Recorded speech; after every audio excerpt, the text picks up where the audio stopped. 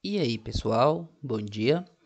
Bom, agora que a gente já viu o que é o BRICS e estudou um pouco da situação econômica de cada um, hoje vamos dar uma olhada nos indicadores sociais e econômicos, né? Ou seja, aqueles indicadores que apontam ali o quanto a população vive, né? A expectativa de vida, a taxa de natalidade, número de nascimentos, indicadores econômicos como o PIB, e a gente vai fazer aí algumas comparações entre esses países do BRICS e entre países desenvolvidos para a gente ter uma noção de como está a situação desses países, beleza?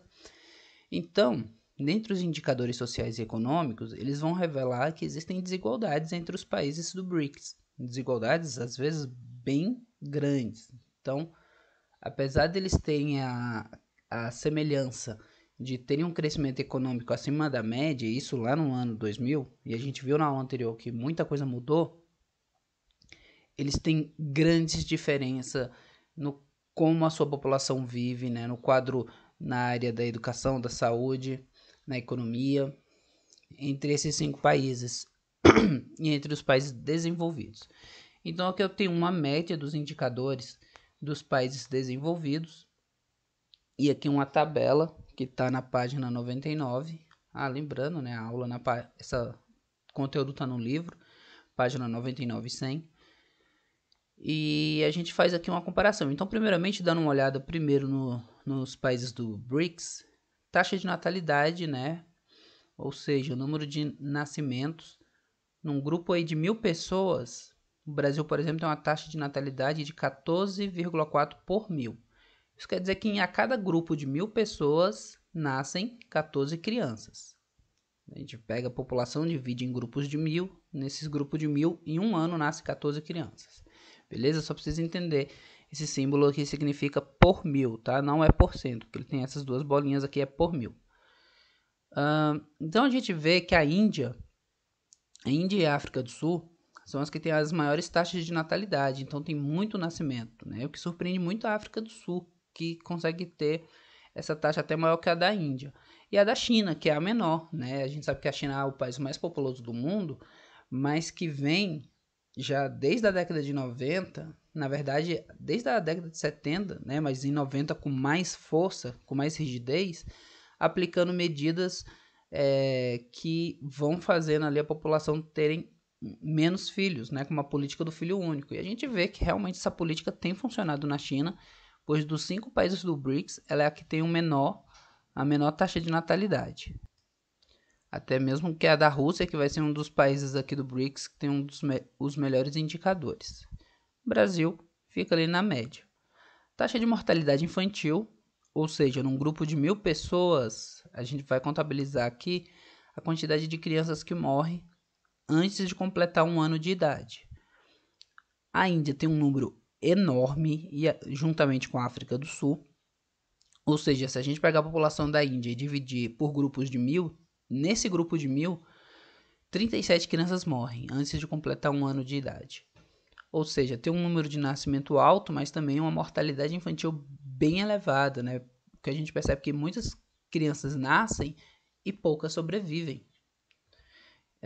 China também tem um número baixo, né? Bem próximo da Rússia, e o Brasil, mais uma vez, ficando na média.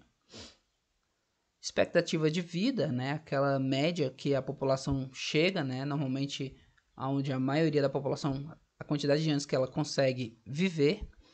Brasil, 74 anos, um dos melhores, juntamente com a China. O Brasil tem uma expectativa de vida até maior que a da Rússia. Na China, chega a 76. Porém, a Índia e a África do Sul mostram que o quadro deles, os indicadores sociais mostram que a situação da população nesses países não é tão boa, né? Uma vez que o indiano vive em média 68 anos e o sul-africano pior ainda, 57 anos, ou seja, a população vai chegando ali nos 50 anos e já vai chegando naquela idade que é normal a pessoa, né, deixar de viver, né, chegar a óbito. Isso aqui fruto de um sistema de saúde, né, tanto a taxa de mortalidade infantil quanto a expectativa de vida, é um fruto que o sistema de saúde não é tão eficiente, principalmente se tratando de recém-nascidos e de idosos. taxa de analfabetismo, né? E aqui a gente já entra na parte da educação. Aqui é taxa de natalidade, questões mais de crescimento demográfico. Mortalidade infantil também, crescimento demográfico, mas focado na saúde, como a expectativa de vida. Agora, a taxa de analfabetismo, de 15 ou mais em porcentagem aqui nesse caso.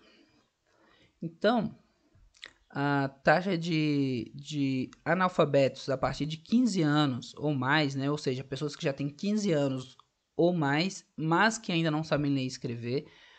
O Brasil tem uma taxa de 7,4%, que é uma taxa alta, inclusive é bem próxima aqui da África superior, né, a da África do Sul. Porém, a Índia mostra números realmente preocupantes. 27,9% é muito, né? Isso quer dizer que, como é uma porcentagem nesse caso, se a gente divide a população ali em grupos de 100, nesse caso, não são grupos de 1000, porque aqui é porcentagem.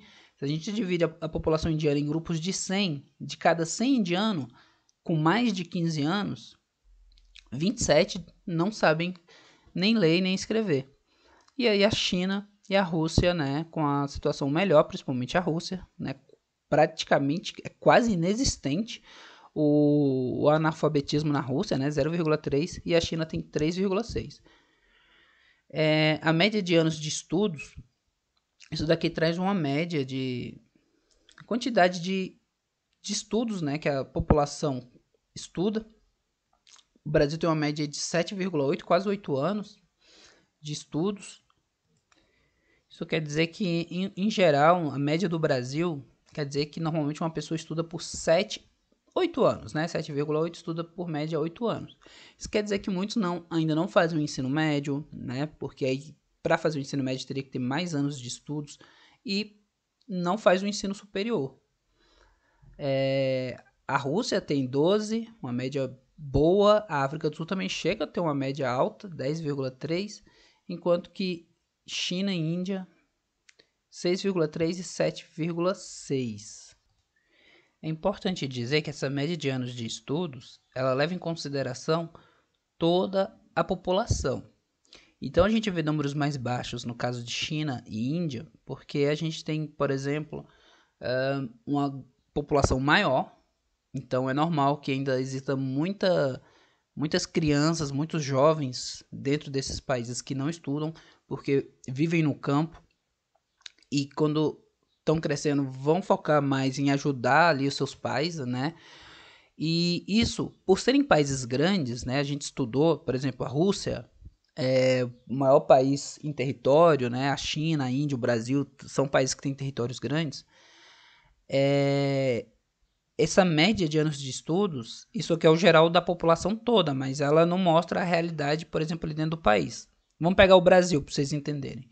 Aqui no Brasil, essa média de estudo, em geral, pegando toda a população brasileira, dá 7,8. Porém, se a gente for estudar cada caso, se dividir isso por região, a gente vai ver que no Centro-Oeste aumenta um pouco essa média, principalmente aqui dentro de Brasília, no Sul e no Sudeste mais ainda. Porém, essa média vai diminuir no Nordeste, né? Onde os indicadores sociais caem um pouco, no Norte, onde são regiões onde a população ali, né, não consegue estudar muito, porque os jovens têm que parar os seus estudos para ajudar seus pais, ou muitas vezes por falta de interesse, né? Então, na Índia e na China, que tem uma população grande, essa média cai bastante. Inclusive, da África do Sul é a maior, porque tanto a África do Sul quanto a Rússia tem ali uma população menor, né, se comparado a esses países.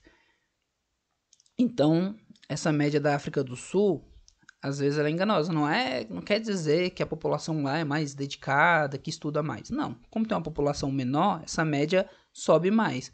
E como China e Índia têm uma população muito maior, essa média cai.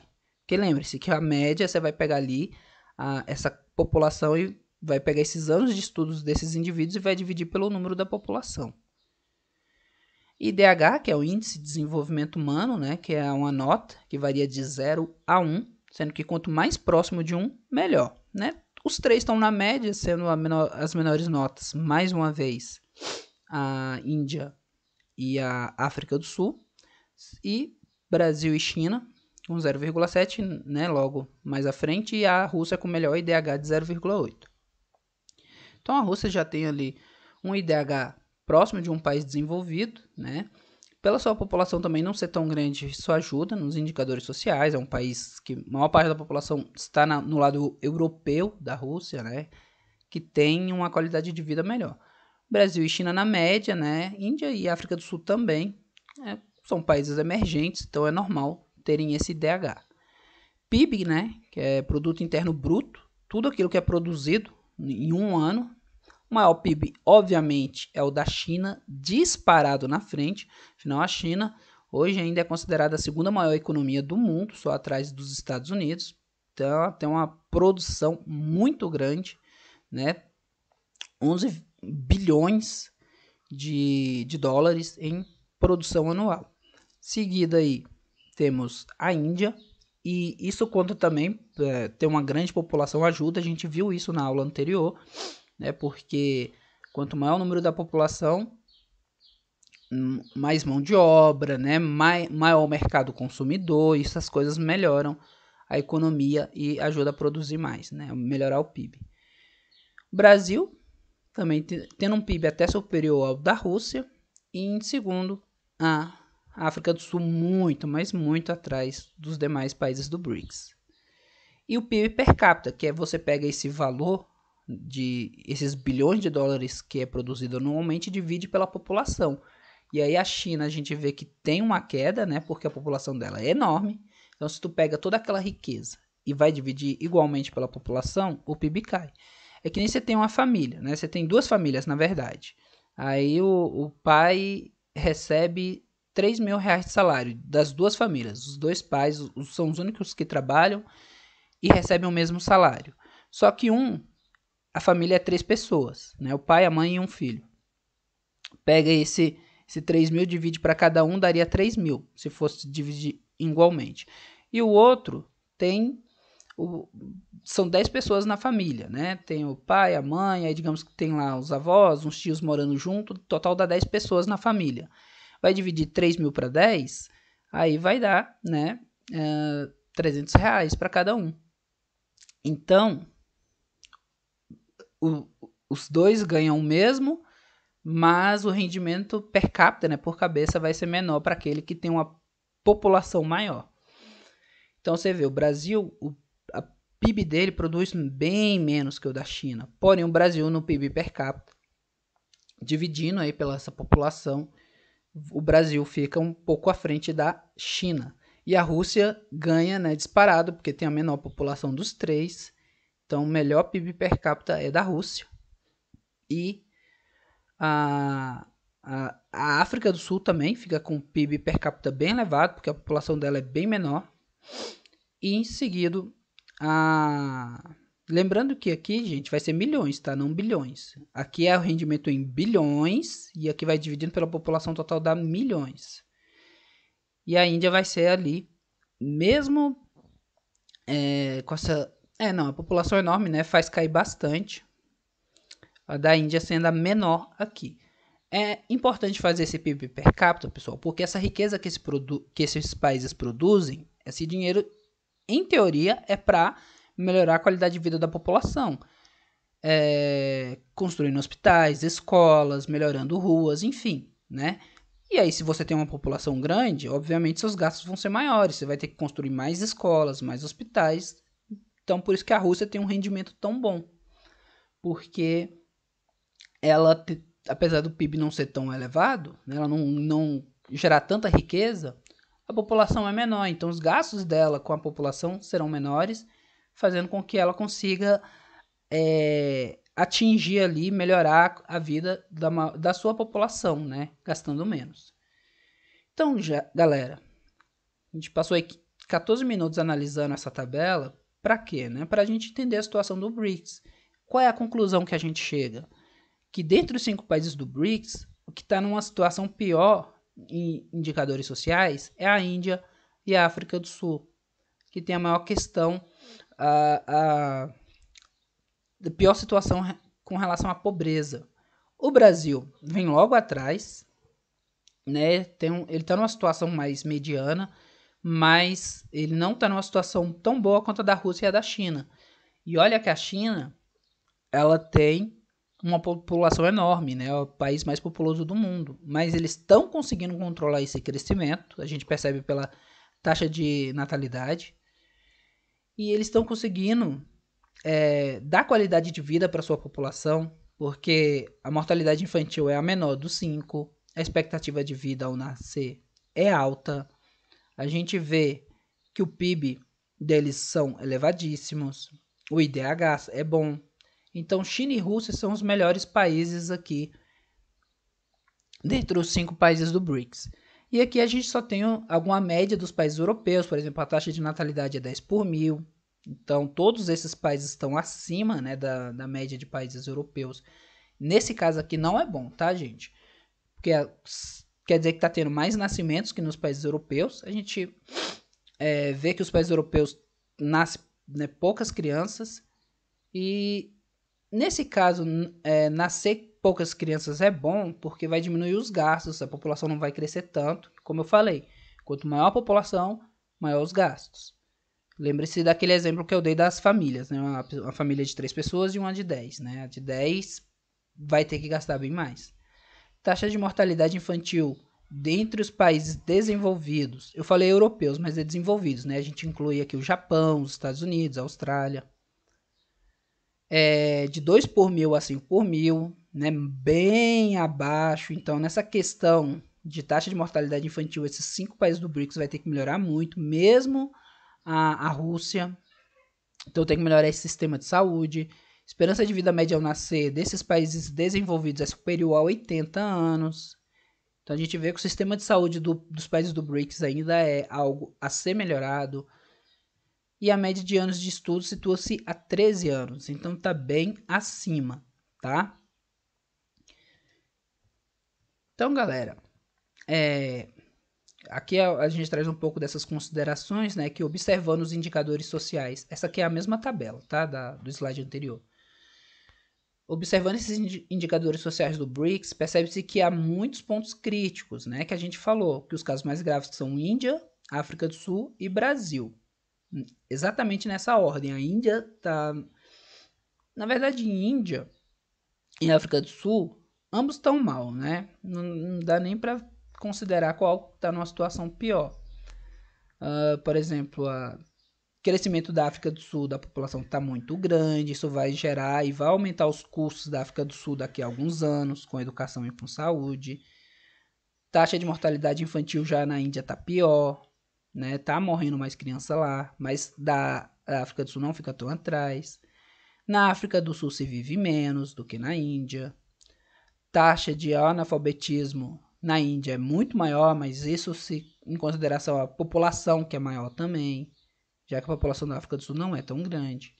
Anos de estudos, a África do Sul fica maior, mas como eu falei, tem que se levar em consideração a quantidade da população.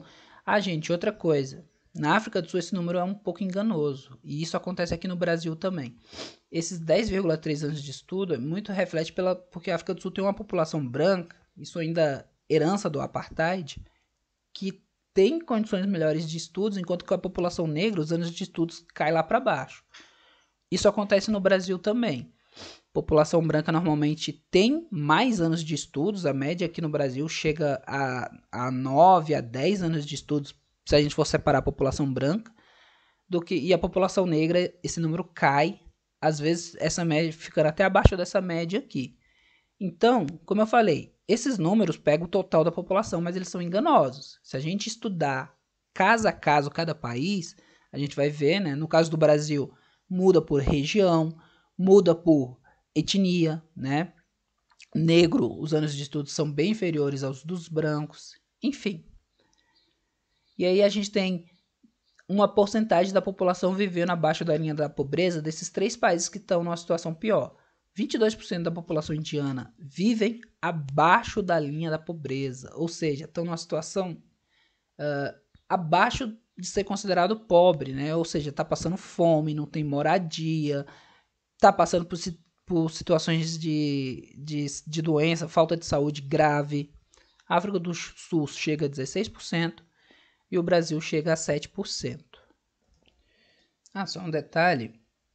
A gente falou aqui, né, que há muitos pontos críticos. Então, só para citar alguns, olhando essa tabela, quais são os pontos críticos que a gente percebe que acontece com esses países do BRICS?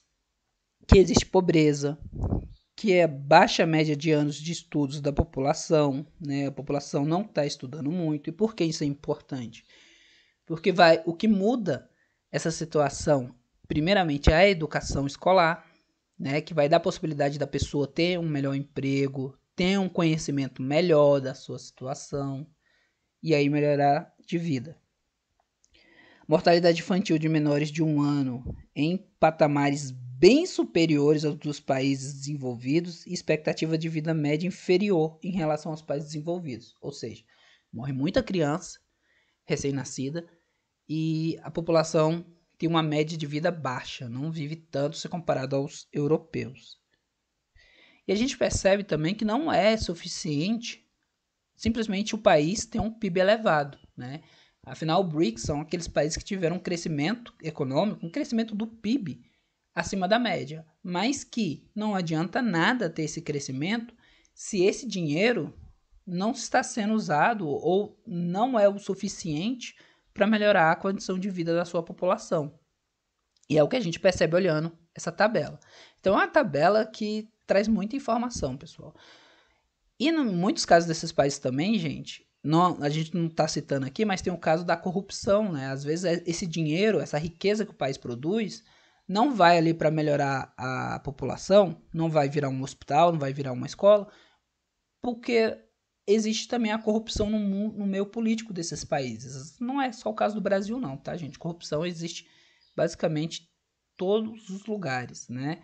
Basta ter ali bastante dinheiro e muita ganância, e isso acaba afetando também, né? Porque esse dinheiro ele não é também dividido igualmente para toda a população, né? Existe uma desigualdade, existem aqueles que têm muitos e aqueles que não têm nada. Então, tudo isso vai afetar. E para finalizar, né? Cabe aos governantes, juntamente com suas populações, trabalhar em prol da erradicação da pobreza. Então, como é que esse problema desses indicadores sociais, dessa pobreza que esses 5 países enfrentam, principalmente Índia, África do Sul e Brasil, como vai resolver, galera? Quando governantes e população trabalharem juntos.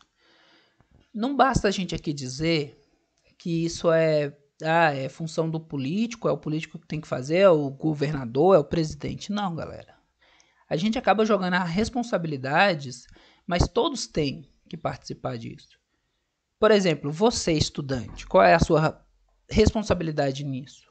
Hoje, estudar e adquirir valores, né? Aonde você pense no coletivo, porque você pensando no coletivo, você pensando nas pessoas ao seu redor, você vai se tornar um adulto com maior responsabilidade, mais comprometido com o seu emprego e com a sua população. Então, eu vou dar um exemplo.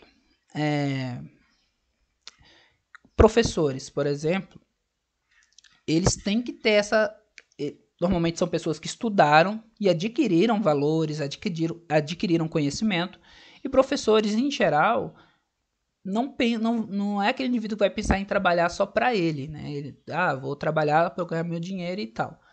Mas tem valores que permitem ele pensar no social. O professor trabalha pensando em melhorar a sua comunidade e o seu país, né? Isso no geral. Claro que tem pessoas e pessoas. Tem bons professores e tem maus professores, assim como tem bons policiais e mau policial. Isso, né, vai acontecer em todo lugar.